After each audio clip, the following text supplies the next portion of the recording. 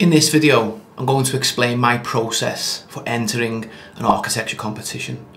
I'll explain my own process for approaching the design. I will also explain some of the difficulties in entering a competition when you're in practice, whether as an architect, an assistant, or even, in my case, a practice owner. Additionally, what I will do is, unfortunately, I didn't win that competition, but what I will do is I will also explain the merits of the winning competition, and hopefully that will help inform your own designs and entries as well. I'll explain how I introduced a little bit of AI to help with my entry, and I'll explain how I put the competition boards together as well. So this one's going to be a really good informative video for a wide range of individuals. So let's get into it. Let's start with the brief. So an important thing always to look out for in competition briefs is there any things that are repeating themselves? That's something that you should kind of emphasize in your entries. And let's just make sure that we're clear on the entry requirements and some of the things that it's just evident that they're wanting to push. So they explain, they announce competition, currently thousands of vacant terraced properties. That's correct. That's a bit of a problem in Liverpool, actually. Properties that could address much needed housing. So it's a funny one that there's loads of vacant terraced houses, but there's also a affordable housing shortage. So how do we tackle those things? Much needed housing, commercial needs, revitalising neighbourhoods. That's a very important thing. A lot of new build housing estates don't really address the sense of neighbourhoods and community and things like that. And you can see there, they want to form strong, stable communities, provide an opportunity, of course, to tackle the climate emergency head on. It's the aim of the competition, contributing to the city, region, no neighbourhoods left behind agenda. So that's spot on. Can we revitalise neighbourhoods and things like that? There's nothing worse than starting to see derelict rows of shops and what was once probably the cornerstone of a community and things like that. How can we really address those things? And can be brought back into active residential and retail use. Now, I really picked up on those two things in my competition entry, that I got a sense that they're after a mixed use solution rather than just residential. And my opinion there is that how can you possibly reintroduce like the sense of a neighbourhood without some sort of retail use? And my strategy was to introduce some sort of like community shop that the residents of this development could have the opportunity to showcase anything that they create, from little sculptures to maybe items of clothing or even growing their own food. So wouldn't that be nice to be able to have your own outlet as well, to actually make your own revenue, which is obviously much needed at this point in time. So the brief itself, but as I say, do not ignore little introductions like that, like I've just touched on. But then the brief itself, looking for an innovative redesign refurb solution for a row of 11 terraced houses. I'll show you the site location and stuff in a minute. It located within the bvyFV area, and funnily enough, that's actually where I grew up, so I did have a little bit of an extra passion for this one. And the scheme should tackle net zero and lifetime home residential development and refurbishment head on. So net zero is obviously what the carbon footprint that the scheme's putting in, the renewables and all the other kind of sustainable elements that you're putting in. That needs to net off the carbon footprint that is introduced with the new development, and ideally you go even further and you'd be carbon positive. And in lifetime homes, my understanding of that is that someone could live in the one house for the entirety of their lifetime, and there are things within the design of that dwelling that mean that, say, if you use like later life as an example, or certain walls reinforced to take, say, additional grab rails to help people who are less abled? Can bathrooms be extended quite easily to accommodate more accessible requirements? Can a lift be installed in the unit and all this sort of stuff? So we've got to, it's quite a tricky thing to combine those two, net zero and lifetime homes, but that's something obviously I've had a crack at. And then it says Liverpool City Council own these terraces and will be looking to refurbish them. Taurus and other house associations have thousands of similar properties. So Taurus are a kind of a leading housing association, or what are now called like a registered provider. And for Liverpool Council to be partnering with a house association, it actually makes it a bit more realistic. There could be someone that takes ownership of these things, could help fund these things. So really interesting that they're bringing those people in. They then explain that they've provided certain material that you can use, and so obviously we did, and it explains about first prize and all that sort of stuff. Now that's not bad as a first prize, and also for the second prize, but something I will touch on later in the video is neither of these figures touch the sides when it comes to the level of resource, I think anyway, level of resource needed to win such a competition. And then submission criteria. So obviously following the registration, blah, blah, blah, you've then only got 2 A3 sheets. And that was so difficult to create just 2 boards, especially with an A3 footprint as well. So real tough constraint, but I also understand that what they're trying to get across there is that they don't want you to blow your brains out on 10 boards and all that sort of stuff. So that does make sense, but it was still tricky nonetheless. And they reached out to RIBA registered practices, so there's a little benefit of being with the RIBA. We did get contacted, and it was just a case of you register your interest in the first instance. And then obviously it explains the judging panel. Now the judging panel is important because it's worth doing a little bit of background on each one, and ideally in your entry you can kind of pander to each of the judging panel, or hopefully you can even see a bit of consistency amongst the judging panel, and then you can use that to your advantage.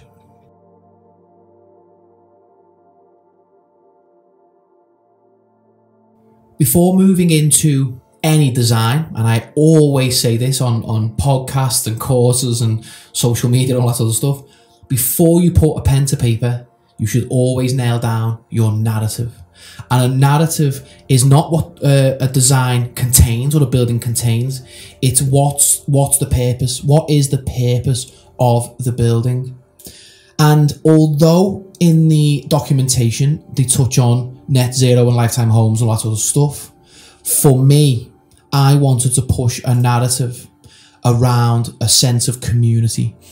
I have lived on a new build housing estate before, and it just felt so cold, so barren.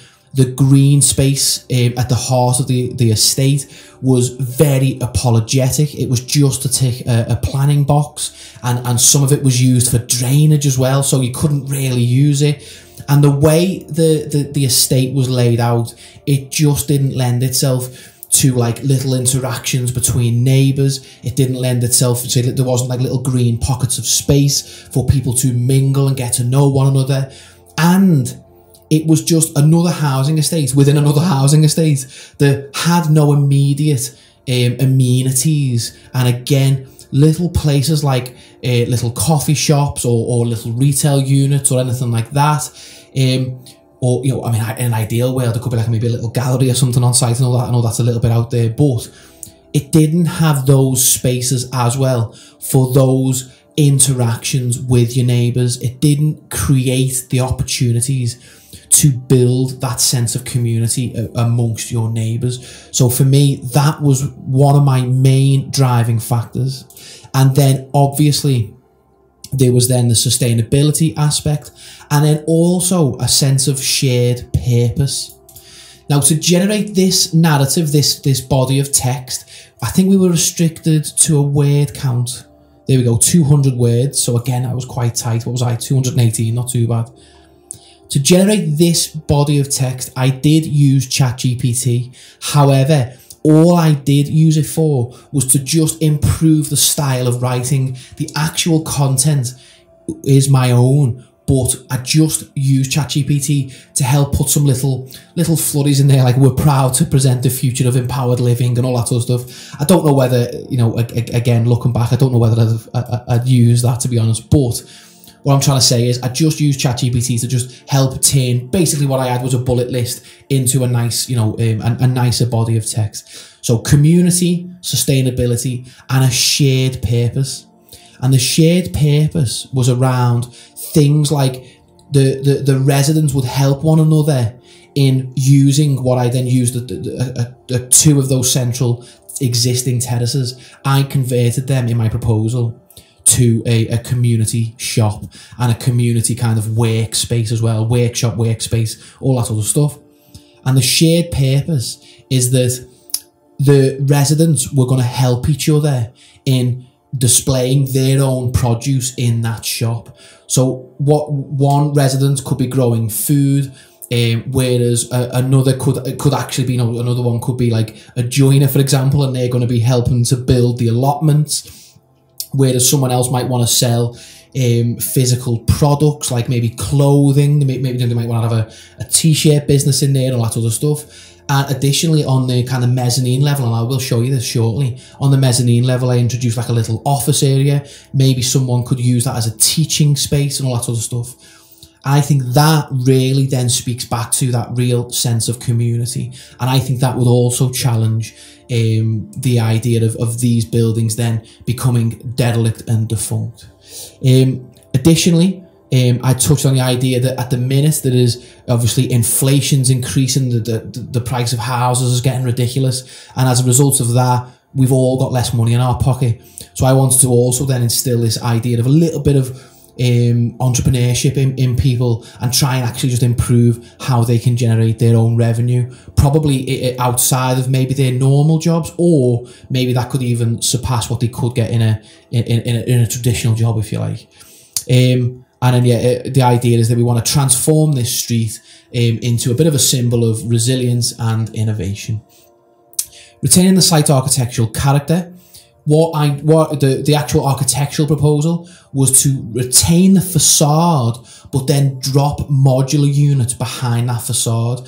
Now, the reason I wanted to retain the facade is that in this part of Liverpool, it's such a distinct part of the character. These repeating these repeating terraces with single or double height bays. It is it's literally the definition of that area. So I didn't want to lose that. But also, with refurbishing existing buildings, there are a lot of headaches and a lot of inefficiencies. So the idea is that I wanted to retain the character, but then drop in these mega efficient modules behind. And then those modules would then really tackle the sustainability elements, in that they would be mega insulated. They would come complete with integrated renewable technologies like air source heat pumps, solar panels on the roofs, and there's loads of other opportunities that we could have implemented there. And additionally, there are in the UK incentivized and discounted mortgages once your property hits a certain threshold when it's achieving net zero. And these modular units would do that, and as a result would make the houses even more affordable. And then the unique design, just touching on it. It was hard to address the lifetime home thing from a technical aspect. We didn't have a lot of room, so we were just sort of capturing that in our narrative by saying that because they're modular, they can be designed off the shelf, and they can be then ultimately designed to suit the needs of any current and future residences. And the modular system, as I say, it's readily adaptable as well, so it can really address that lifetime home aspect. And then there I'm explaining the whole thing is underpinned by a central marketplace that showcases the residents' creations, and it provides a place for the creation itself. It fosters local entrepreneurship, and it really reinforces that sense of community that I touched on earlier. Furthermore, there is then an upper garden. I was struggling with the idea of, like, with terraced houses, there are these like little yards. So I got rid of the yards, or well, I didn't get rid of it, but I added to it with a kind of a first floor level shared garden, the full length of the rear of the terraces, and those spaces could also be used to create little allotments for people to grow food and then ultimately sell that in the marketplace. But it could just be a nice, really nice shared space for the residents. So again, just to finish off, it'll give them all a sense of purpose, all the new residents. It'll encourage a bit more of a return to local business. Like most cities, that we've got like a city centre with a huge retail element, and that has kind of sucked the life out of smaller businesses in the city. So what we're trying to say here is that this is a very small scale, very sustainable level of small business that is probably more resilient to future closures rather than just someone opening up a new shop, and it creates a really resilient ecosystem, and again really points back to that sense of community. So I prepared this narrative before I put pen to paper, and the idea with a strong narrative is then every architectural decision I make will always speak back to this narrative.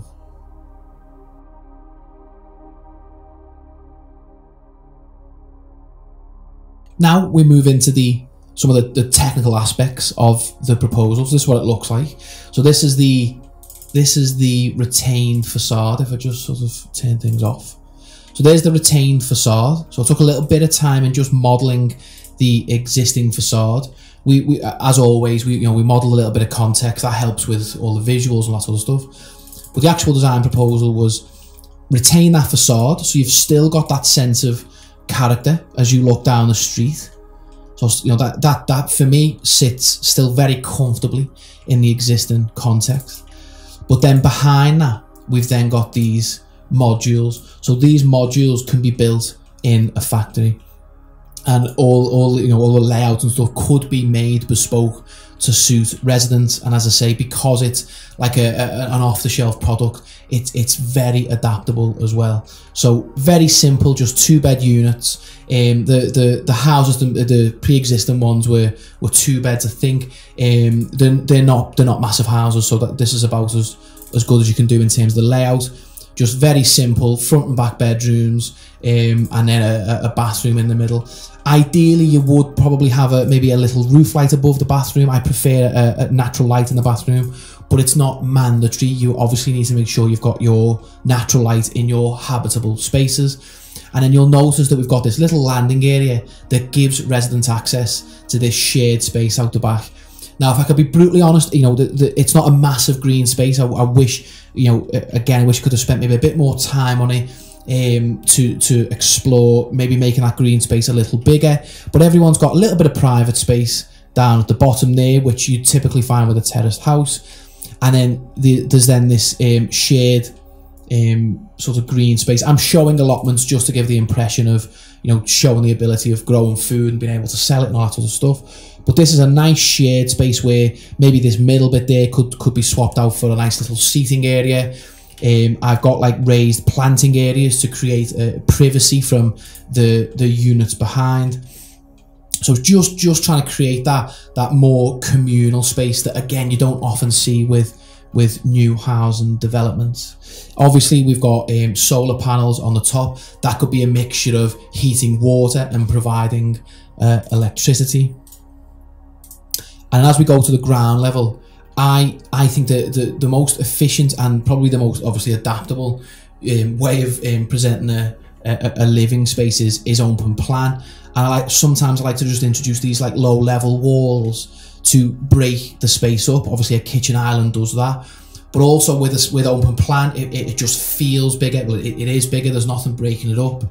And then obviously we've got a little downstairs loo, which is always essential, and a little utility area as well. So a really nice size kitchen, nice size living area, and then that's broken up with central dining space and a central stair with a little bit of storage underneath. And then, as I say, just a little bit of private outdoor space as well. And then the idea is that there's just that little offset from the facade with the unit, and I think that creates almost like a bit of a parallax effect with because it's not stuck to it. You just get that little offset, and I think if you just turn shadows on, it's a nice little play with the lighting and the shadowing and all that sort of stuff. I think it's just a nice little architectural move. Yeah, you can see there, you can see just that little offset. I think it's just quite an interesting thing. But obviously we've lined up all the openings in the new units with the existing to not harm how natural light enters it. And one other thing that we wanted to do as well is we wanted to kind of just give that little sense of just a little bit of sense of greenery as well on the facade. I just think the more greenery that's on elevations and facades, I personally think it's aesthetically nicer. But if you go full green wall, it does have an insulating effect as well, which doesn't hurt the performance of buildings. So probably didn't do it full justice, but what I was trying to show was just loads of just like planting and things, and just, you know, potted plants and stuff outside that could, you know, the pottery of these things, you know, they could be on sale, couldn't they? Again, going back to that entrepreneurship idea, maybe the plants are for sale, maybe bits of artwork could be hung up and all that sort of stuff, and it could make the thing look absolutely amazing.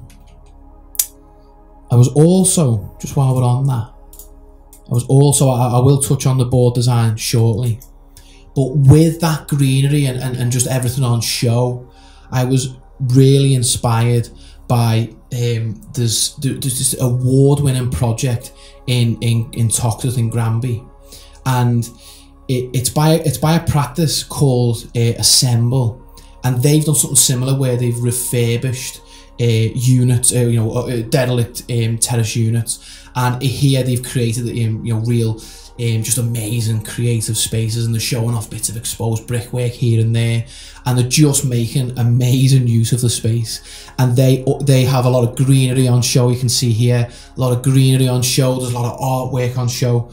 So I was heavily inspired by that. It's an absolutely amazing project. Make sure you look into that, because there's a lot of things you can take from that project. It's brilliant.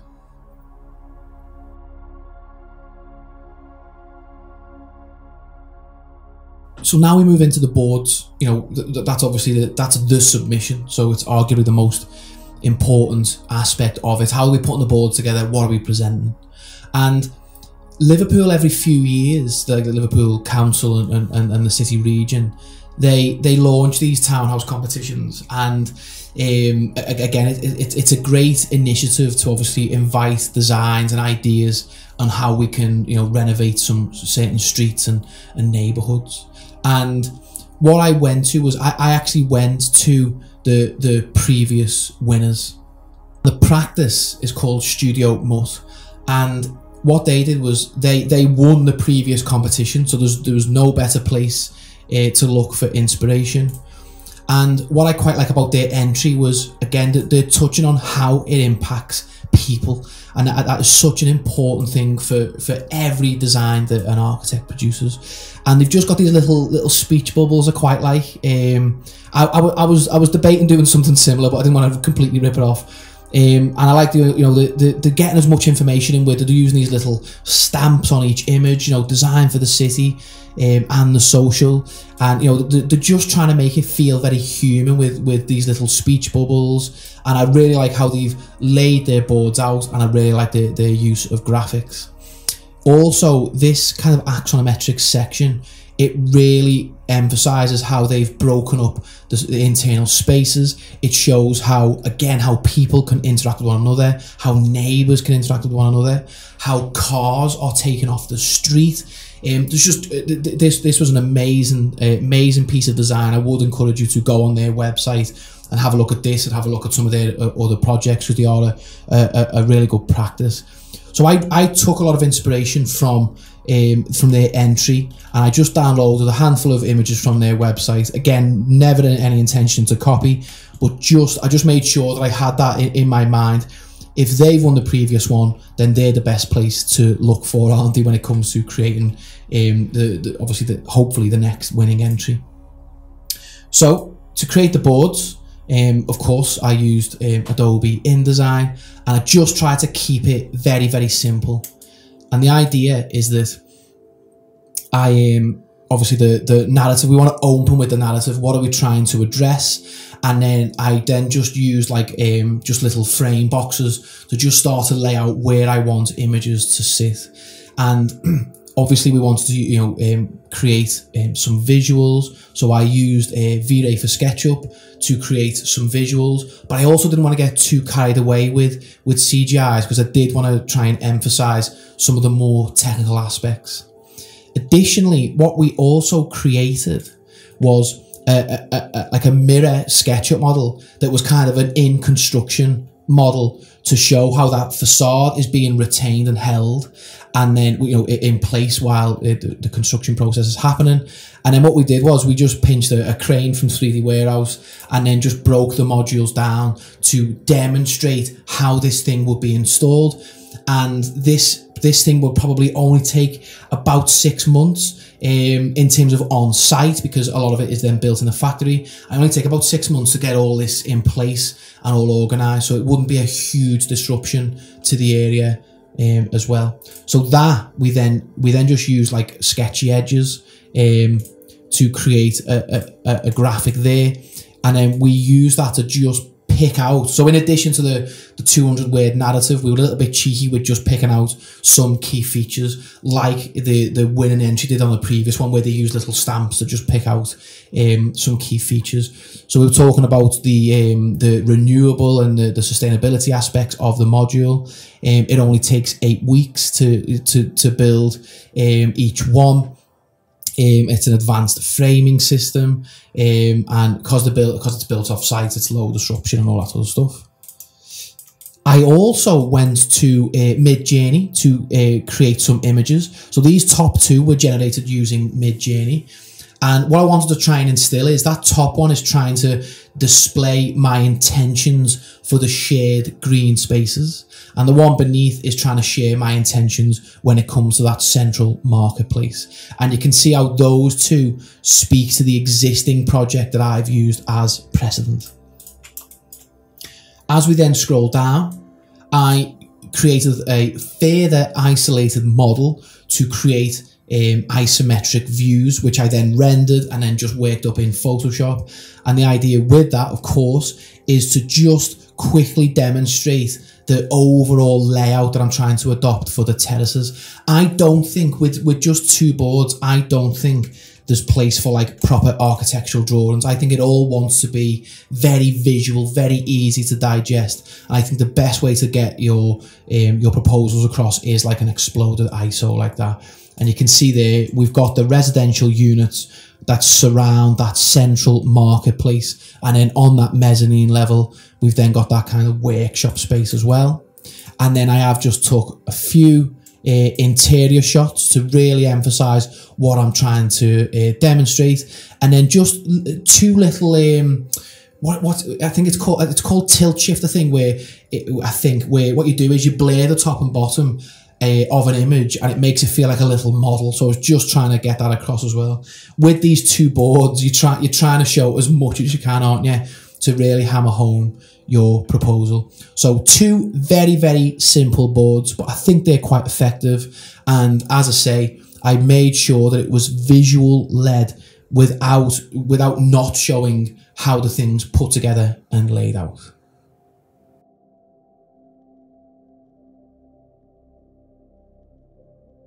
Right, so I've expanded my little window now, so I can just talk to you for a sec.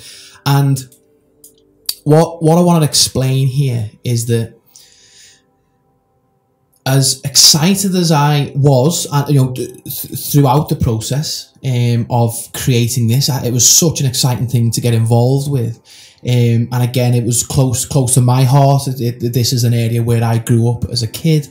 And it's just lovely working on these conceptual projects as an architect. However, I personally have got a practice to run. I've obviously got mouths to feed, staff to pay, all that sort of stuff. There's only so much time, sadly, that you can put to this. When I do these things, I always wish I'd done more. I wish I put more effort in.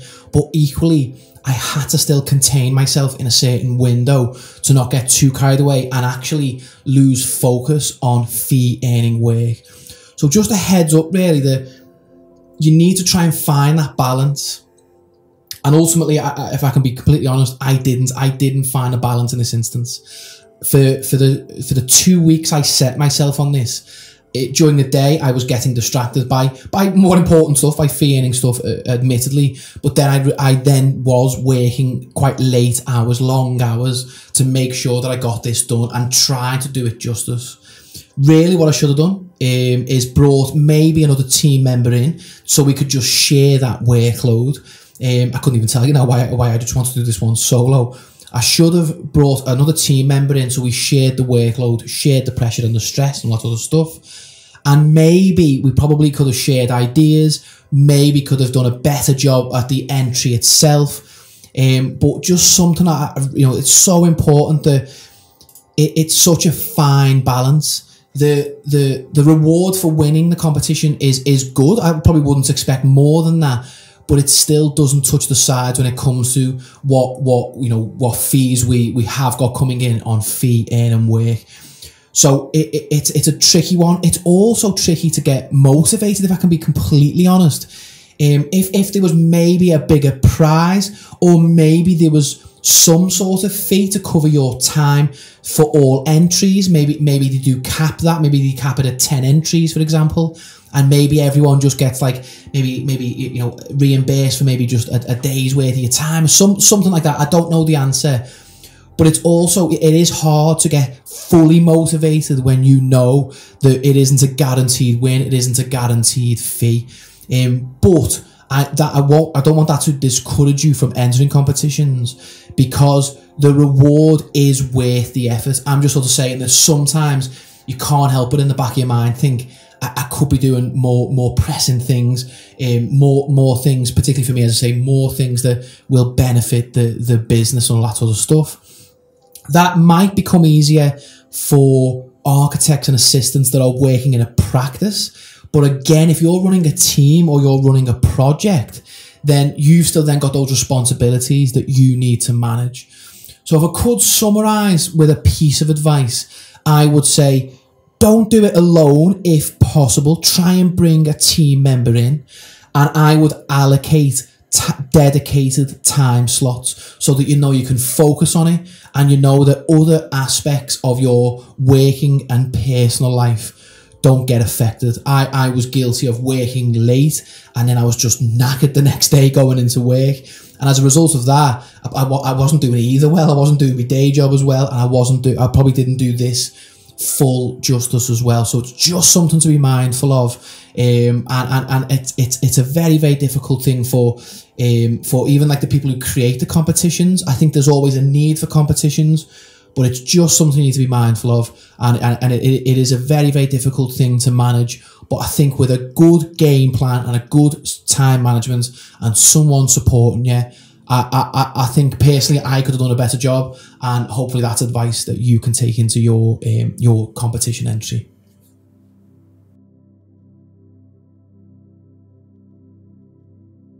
At this point you might be thinking, who won, what won? And this is an important piece of research for us all, really.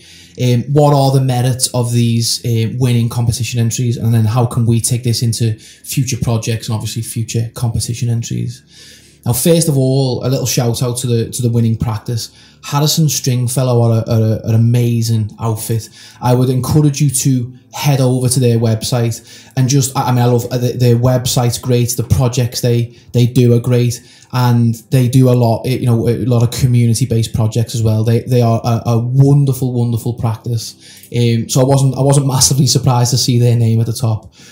And I haven't looked at their entry in tons of detail, but something that I think is absolutely genius. I mentioned that I struggle to get the community garden in my scheme, and these guys absolutely nailed it they basically created a rear street. So you've got the front facing street, which is a little harder, isn't it? It's got the cars driving past and all that sort of stuff. Whereas then they've got this rear street where there's obviously little rear gardens and all that sort of stuff. And that absolutely nails the creation of the sense of community that I was trying to instill.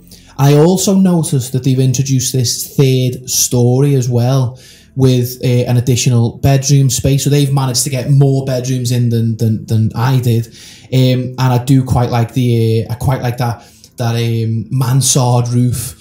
With those little arch dormers looking out the back. I think that's absolutely fantastic.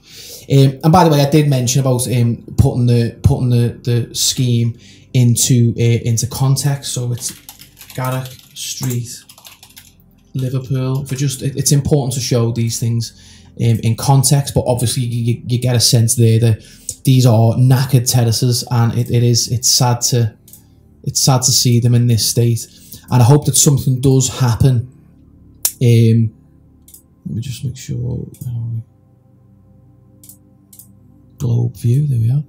I hope something does happen. I hope Harrison Stringfellow are taken forward and can deliver this project, because it'll be great, absolutely great for the area. So you can see here, it's a predominantly residential area, but some of them are derelict.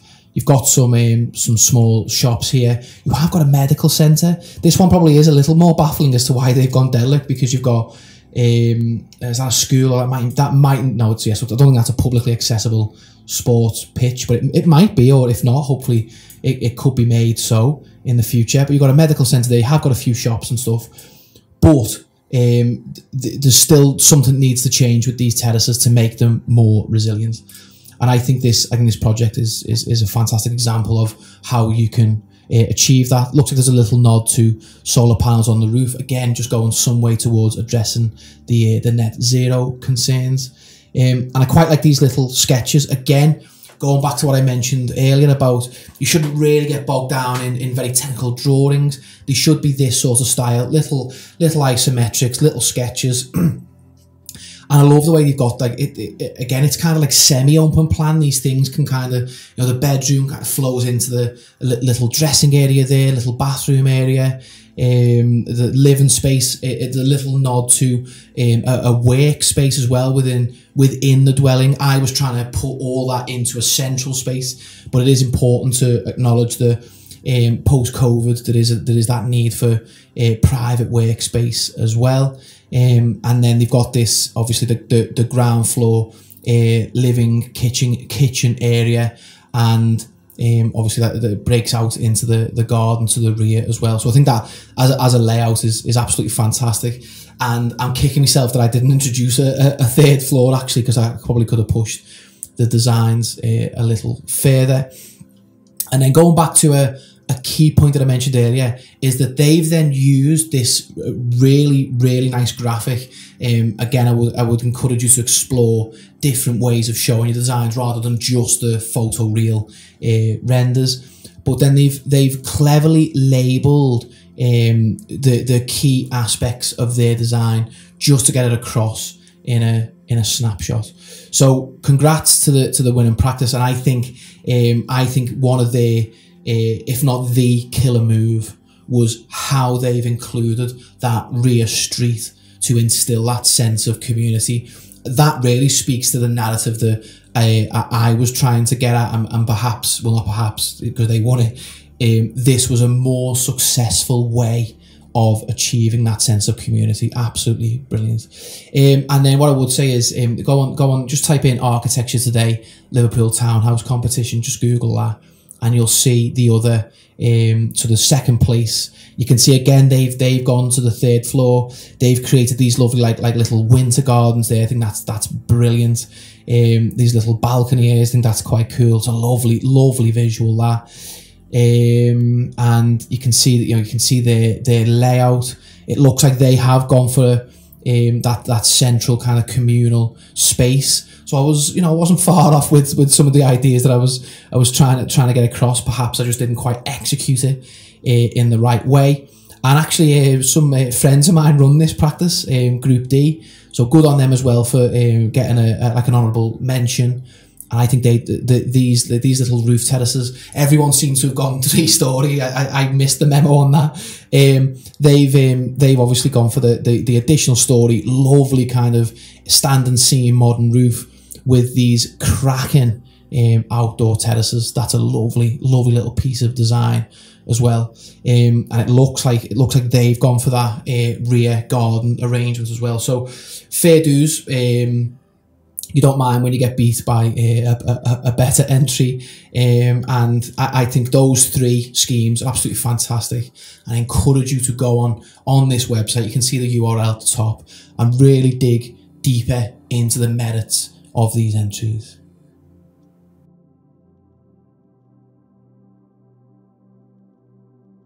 To just finish off, I want to just say what are the lessons learned here. I have mentioned a few of these things earlier, but just to recap, the key thing I think with the lessons learned is ideally bring someone along for the journey. I think they would help support you in the creation of diagrams, drawings, sketch models, all that sort of stuff. I think I bit off too much.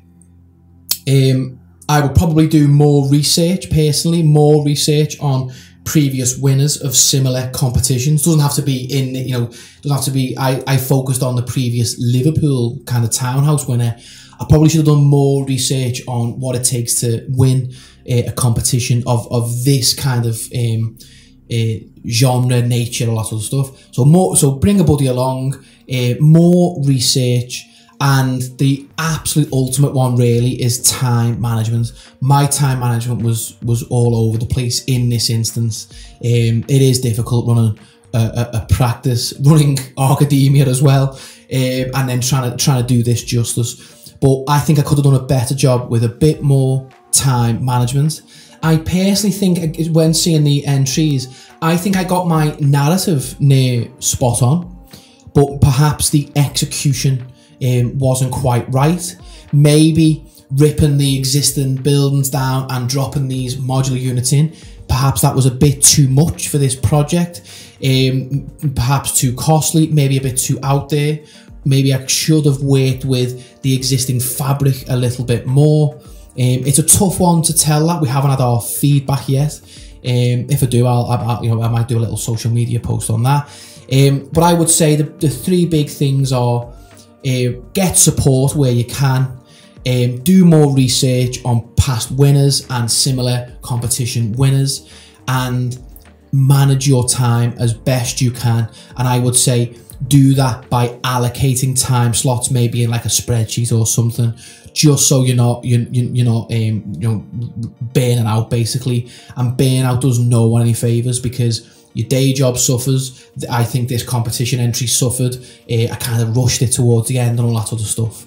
So I would say they're the key takeaways, but I also hope that you've got other takeaways throughout this video. Something a little bit different, but I thought very, very important thing to get across for architects of all skill levels.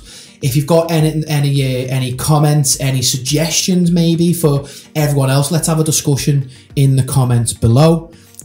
Please also like the video, it really supports the channel. And if you want to learn more about ArchAdemia, please head to archademia.com. Thank you so much for watching, and I'll catch you in the next one.